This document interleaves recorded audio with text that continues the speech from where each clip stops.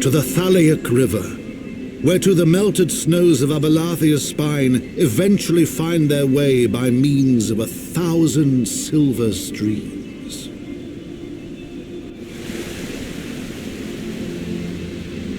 Whose waters have long nourished the Dravanian hinterlands, and so provided for a settlement of learned souls from across the northern seas. To the city of Sharlayan, that great seat of knowledge now abandoned by her keepers, they came.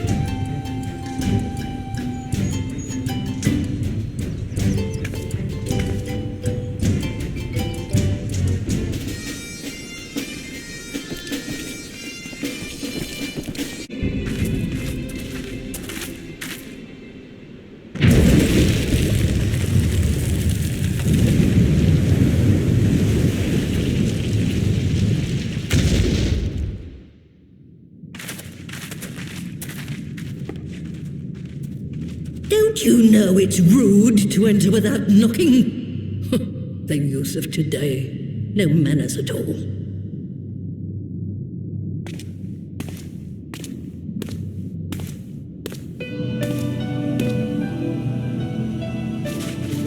Though we neglected to knock, we did create something of a commotion. I had hoped that would suffice. Heavy-handed as ever, I see. And still not a hint of grace. Some things never change. To give credit where credit is due, I learned from the best. It has been too long, Master Matoya.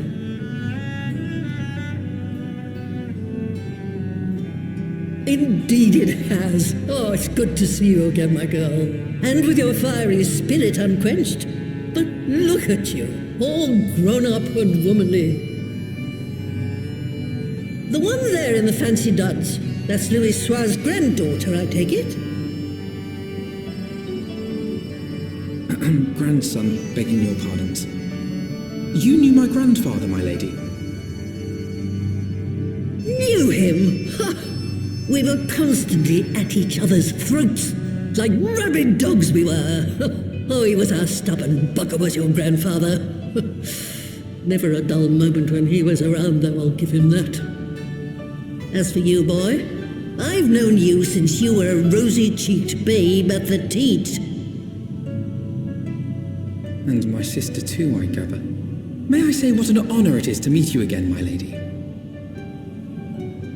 Spare me the hollow pleasantries, boy. I'll wager my remaining good teeth you didn't come to a forgotten corner of Eorzea to flirt with a wrinkly old woman. Now out with it. What is it you need of me?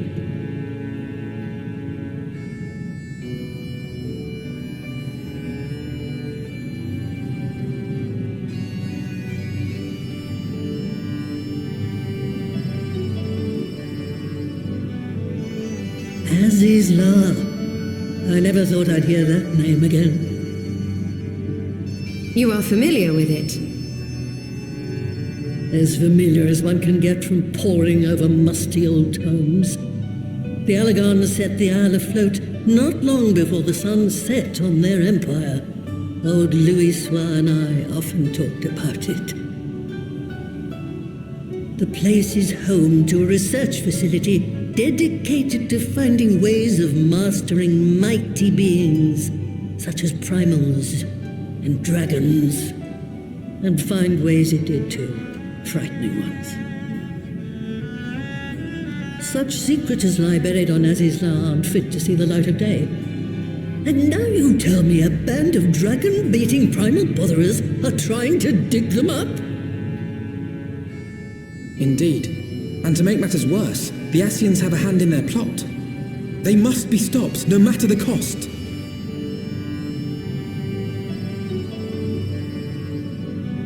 I see. Very well. You will help us then? Truly. I had not anticipated such an impassioned response. Could it be that the presence of young blood has stirred your own? Some things never change. One day that pertness is going to cost you your tail, my girl. Don't say I didn't warn you.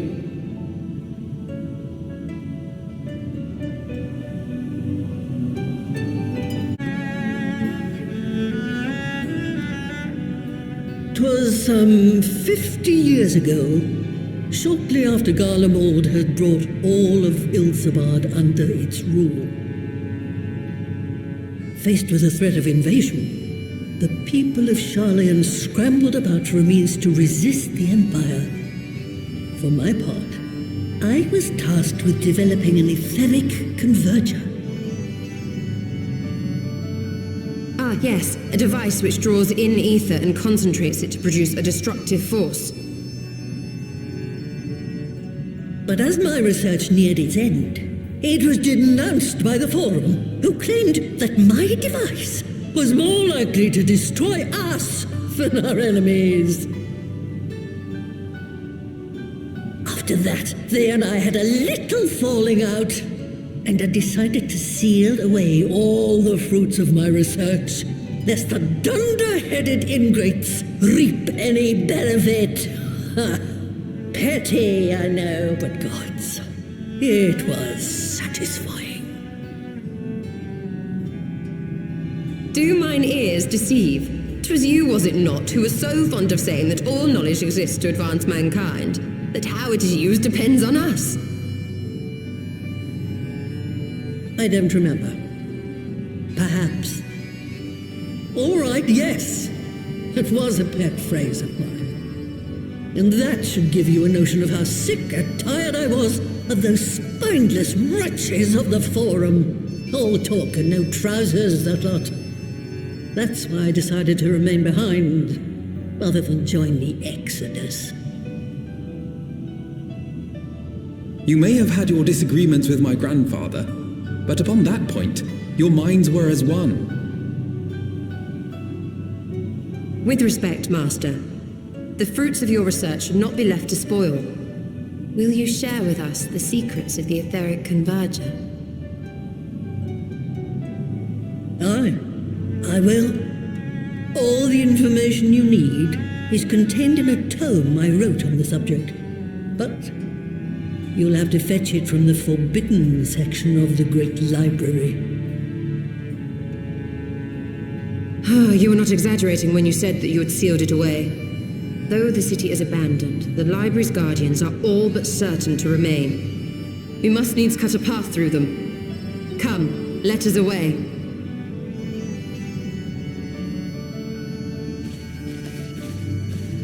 Not so fast, you lot. Stola and the boy are staying with me.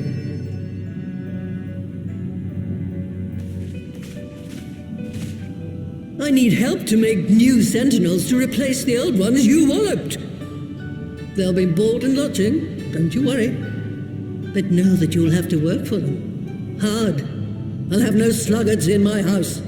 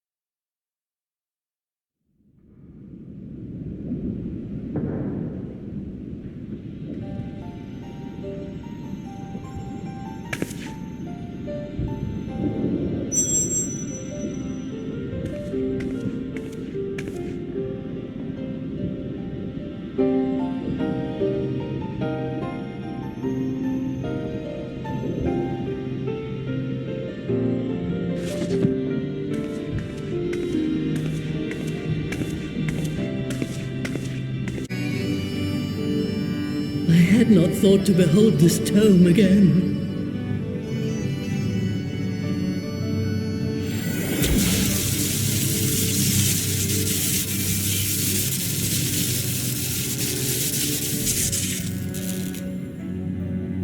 There.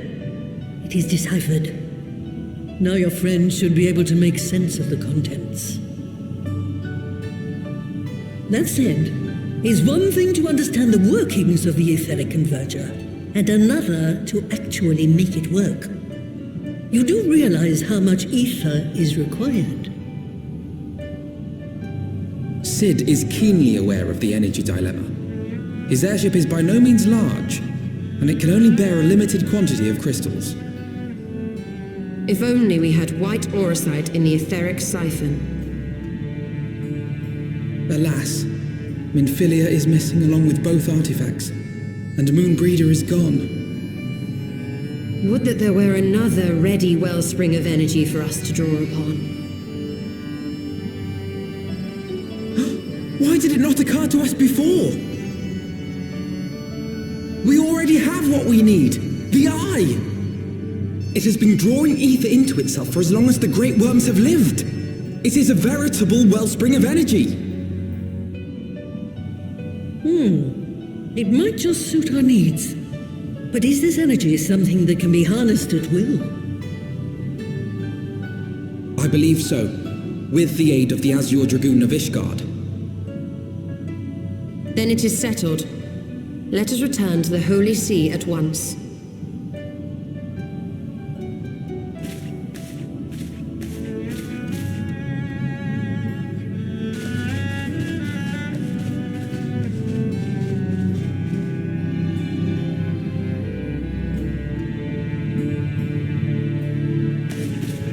Stola, wait.